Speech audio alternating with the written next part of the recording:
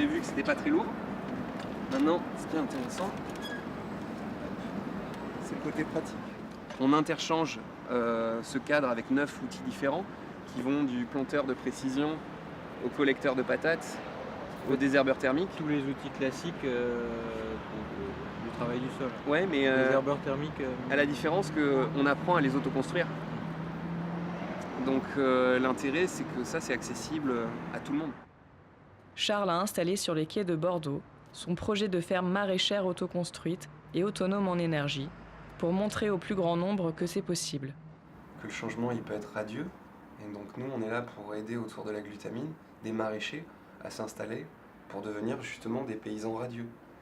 On est sur des techniques où on respecte les hommes et les sols. Pour la première fois, ils arrivent effectivement à avoir une rémunération qui est valorisante parce qu'ils vendent en amas, en circuit court. Ils connaissent tous leurs clients. Leurs clients ne leur fournissent pas que de l'argent.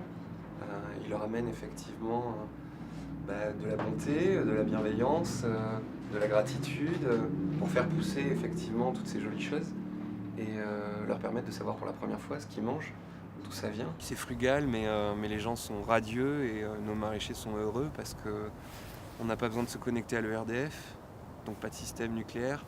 On n'a pas besoin de faire appel à du méthane de chez Butagaz pour faire la cuisson, puisqu'on utilise les déjections humaines qu'on envoie dans un méthaniseur individuel et on produit nous-mêmes notre méthane. Et pour ce qui est de la production électrique, comme les éoliennes, là on le voit bien aujourd'hui, il n'y a pas un grand vent, mais il y a un vent constant. Avec ce vent, on produit 2500 watts à l'heure et la tiny house ne consomme que 50 watts à l'heure quand on l'habite. Parce que comme elle est passive, on n'a pas besoin de la chauffer. Il suffit de 2 personnes dedans avec une température comme aujourd'hui pour qu'à l'intérieur on ait un 21-22 degrés sans problème.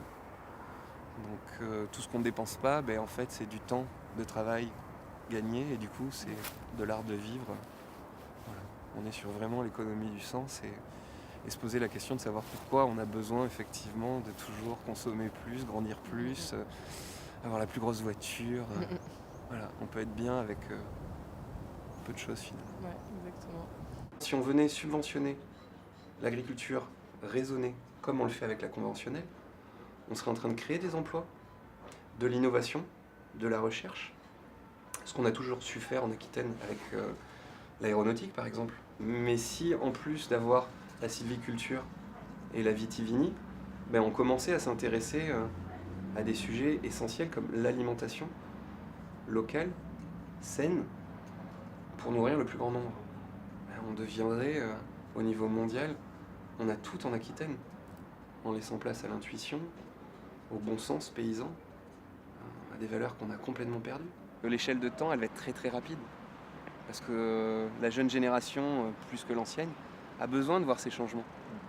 Ils ont besoin de messages d'espoir et de croire en l'avenir.